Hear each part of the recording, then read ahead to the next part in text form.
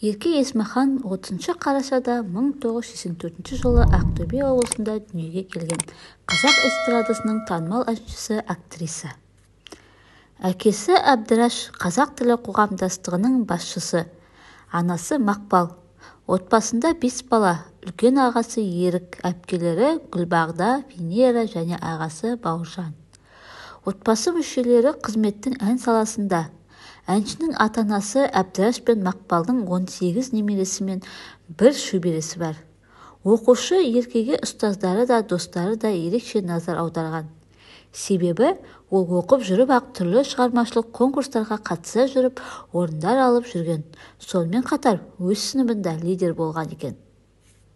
Ерке Есмахан Ақтөбе қаласындағы Алтынсарин атындағы мектепте оқып, 5 сыныптан кейін музыкалық мектепке ауысқан. Сонда ол домбыра, қобыз, фортепианода ойнауды үйренген. Кішкентай кезінен ән айтып би билегенді ұнататын.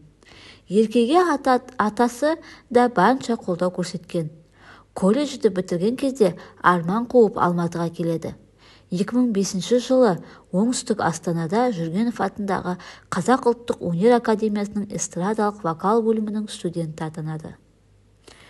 2009 жылдан бастап Баян Мақсатқызы басқаратын Shine Star Production продюсерлік орталығының жаңа жобасы Іңкәр тобының әншісі атанады. Оның алғашқы жеке әні мен бейнебаяны Айша Бибі әні еді. Әнші сазды өлеңдерімен көпшілікті тәнті етті. Төреғали Төрәлімен дуэт құрып, Алло әнін орындап шығу арқылы танымалдығы арта түсті. Әншінің жеке орындауында Айша Бибі, Әйел бақыты, Еркемін, Бал сезім сияқты тағы басқа өлеңдері бар. Десе де, бұл әндердің барлығын әншінің 2017 жылы орындаған Қайда әні басы бозды.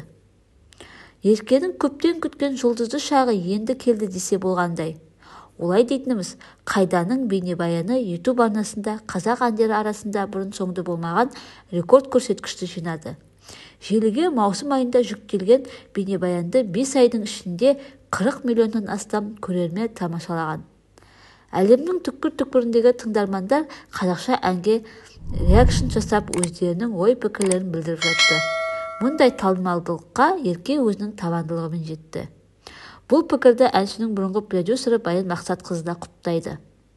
Қыркүйек айында Қайда әні ЕМА Еуразиялық музыкалық жүлде ғаламтор таңдауы аталымында жеңіске жеткен болатын.